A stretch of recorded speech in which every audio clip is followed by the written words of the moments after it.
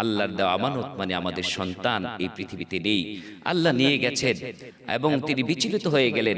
আমি যদি জানতে পারতাম যে আমাদের ঘরে সন্তান মরে পড়ে আছে, আমার স্ত্রী আগের চেয়ে বেশি সেজে অভিনয় করেছে, তাহলে আমার স্ত্রীর কাছ থেকে আমি এতটুকু খেদমত গ্রহণ করতাম না।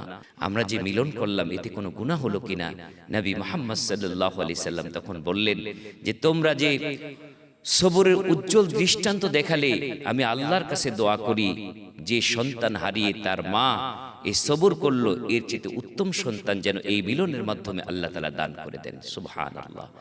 আসসালামু আলাইকুম ওয়া রাহমাতুল্লাহি ওয়া বারাকাতুহু।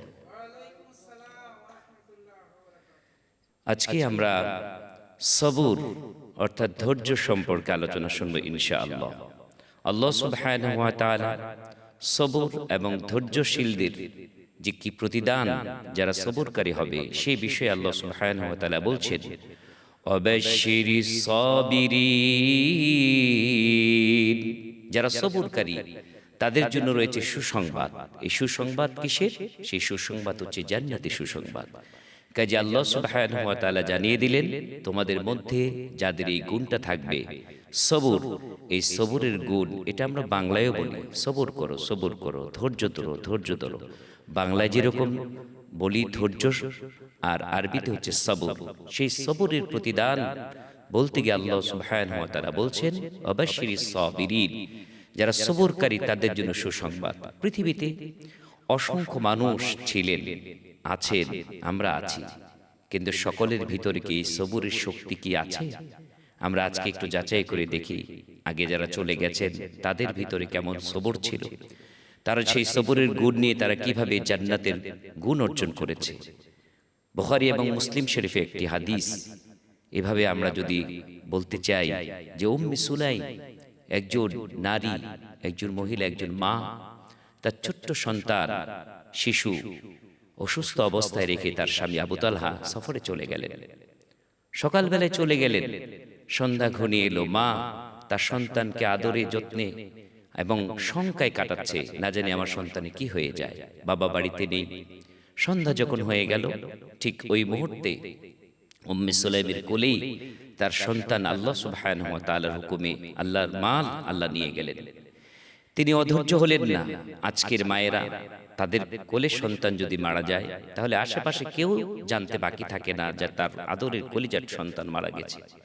কিন্তু উম্মে সুলাইম এমন ধৈর্যশীল মহিলা, চলে গেল সন্তান চলে যাওয়ার পরে সবর করলেন, ধৈর্য ধারণ করলেন। প্রতিবেশীর কাছে চলে গেলেন, গিয়ে বললেন, ও আমার আত্মীয় স্বজন, শোনো, এই কিছুক্ষণ আগে আমার সন্তান, কলিজার টুকরা সন্তান, আল্লাহর মাল আল্লাহ নিয়ে গেছে।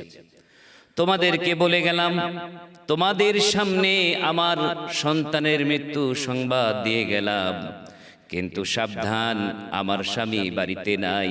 তোমাদের বাড়ির উঠান দিয়ে আমার ঘরে রাতের বেলা আমার স্বামী ঢুকবে। আমার সন্তানের মৃত্যুর খবর তোমরা আমাকে ছাড়া, আমার সন্তানের মৃত্যুর খবর তোমরা আমার স্বামীকে দিও না।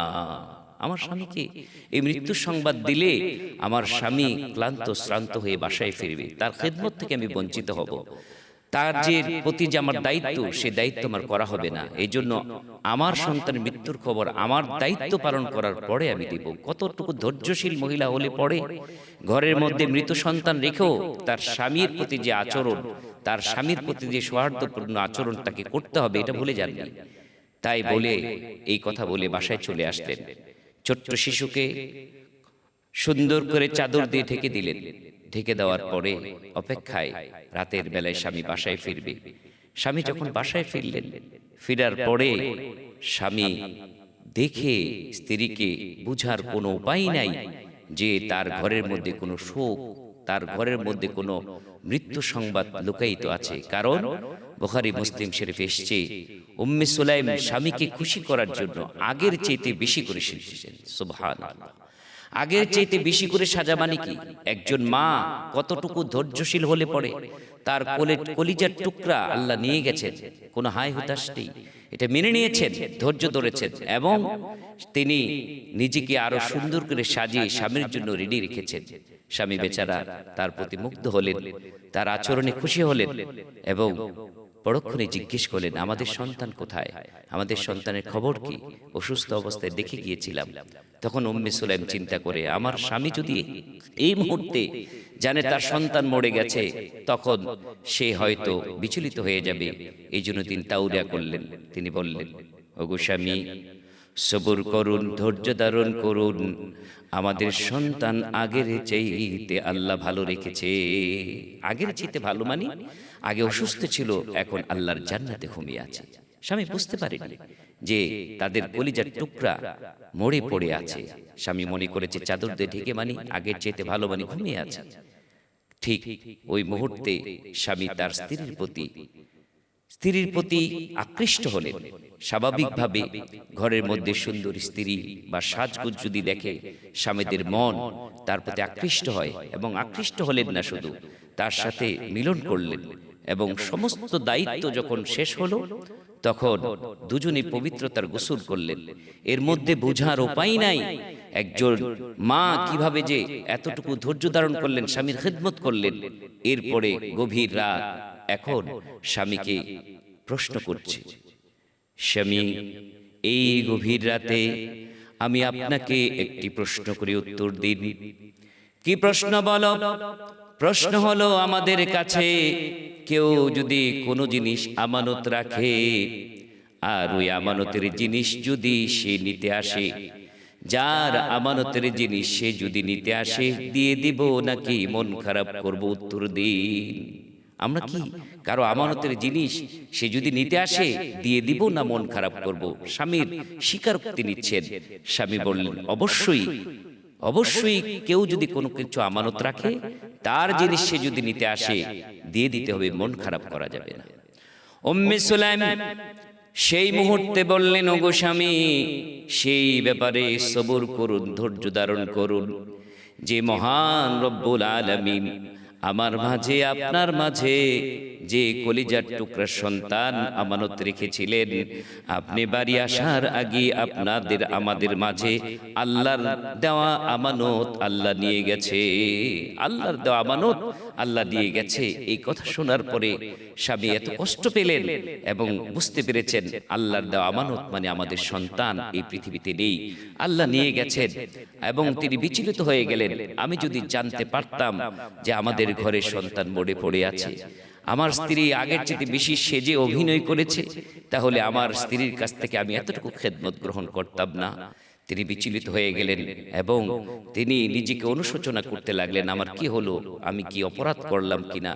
দুজনে মিলেমিশে তারপরে দাফন কাফন করে সকালবেলায় বিশ্বনবী মুহাম্মদ রাসূলুল্লাহ সাল্লাল্লাহু আলাইহি সাল্লামের কাছে চলে গেলেন এবং গিয়ে বললেন, ইয়া রাসূলুল্লাহ, রাতের বেলায় আপনার ফুফু আম্মা আমার সাথে এই আচরণ করেছে, সবর করেছে, ধৈর্য ধারণ করেছে, আমরা যে মিলন করলাম এতে কোনো গুনাহ হলো কিনা? নবী মুহাম্মদ সাল্লাল্লাহু আলাইহি সাল্লাম তখন বললেন যে, তোমরা যে সবরের উজ্জ্বল দৃষ্টান্ত দেখালে, আমি আল্লাহর কাছে দোয়া করি যে সন্তান হারিয়ে তার মা এই সবর করলো, এর চেয়ে উত্তম সন্তান যেন এই মিলনের মাধ্যমে আল্লাহ তাআলা দান করে দেন। সুবহানাল্লাহ। একটি বছর পরেই তাদের কোলে সন্তান আসলো এবং সেই সন্তান নিয়ে নবী মুহাম্মদ সাল্লাল্লাহু আলাইহি সাল্লামের দরবারে নিয়ে গেলেন এবং নবী মুহাম্মদ সাল্লাল্লাহু আলাইহি সাল্লাম মুখে খেজুর চিবিয়ে তাকে মিষ্টিমুখ করালেন, বাচ্চার মুখে দিলেন এবং নাম রেখে দিলেন আব্দুল্লাহ। সুবহানাল্লাহ। কাজী আমার ভাইয়েরা, আজকে যে আলোচনাটা শুনলাম এ থেকে আমাদের জীবনের শিক্ষা হলো, আমরা যত কঠিন বিপদ মুসিবত আল্লাহ পাকের পক্ষ থেকে আসে, আল্লাহ আমাদেরকে বিপদ দিয়ে মুসিবত দিয়ে সবরের পরীক্ষা নেন। উম্মে সুলাইম যেরকম সবরের পরীক্ষা দিয়ে তিনি জান্নাতের সুসংবাদ পৃথিবীতে পেয়েছিলেন, আজকে আমাদের ঘরে ঘরে যে অশান্তি সেটা হচ্ছে আমরা সবর করতে পারি না, আমরা অধৈর্য হয়ে যাই, আমরা কোনো কিছু হারিয়ে ফেললে বিচলিত হয়ে যাই। আমাদের মনে রাখতে হবে আমাদের কোনো কিছুই চিরস্থায়ী না, সবকিছু ক্ষণস্থায়ী। এই জন্য কোনো কিছু হারিয়ে গেলে কোনো কিছু যদি আল্লাহ আমাদের কাছ থেকে নিয়ে যান, তখন আমাদের বলতে হবে, ক্বালু ইন্না লিল্লাহি ওয়া ইন্না ইলাইহি রাজিউন। এটা যদি বলতে পারি তাহলে আল্লাহ সুবহানাহু ওয়া তাআলা বলছেন উলাইকা আলাইহিম সালাওয়াতুম মির রাব্বিহিম ওয়া রাহমা ওয়া উলাইকা হুমুল মুহতাদুন। তাদের জন্যই তার রবের পক্ষ থেকে শান্তি, রহমত এবং হেদায়েত হবে। কাজে আমরা যাতে করে জীবনের প্রত্যেকটি আপদ বিপদ মুসিবতে সবর করতে পারি, সবরের উজ্জ্বল দৃষ্টান্ত রেখে আল্লাহ তাআলার পক্ষ থেকে রহমত বরকত অর্জন করতে পারি, সেই তৌফিক কামনা করে আজকের মতো বিদায় নিচ্ছি। আল্লাহ হাফিজ। আসসালামু আলাইকুম ওয়া রাহমাতুল্লাহি ওয়া বারাকাতুহু।